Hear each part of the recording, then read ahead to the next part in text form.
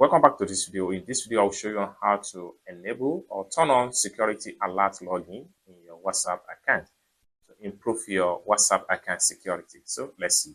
But before we dive into the tutorial, if you find this tutorial useful and you are following new to this channel, remember to click on that subscribe, turn on the notification bell for more useful tutorial like this. So with that being said, let's get started.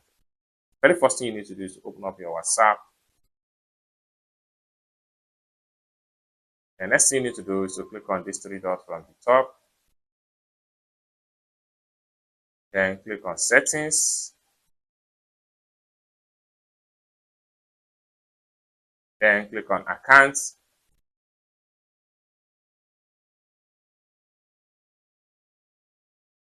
Then click on security notification. Then you have to simply scroll down here and make sure you turn on this particular button. That's simple as that. I hope you really got value for this video. If you find this video useful, give this video a big like, and also remember to subscribe to the channel for more useful tutorial like this.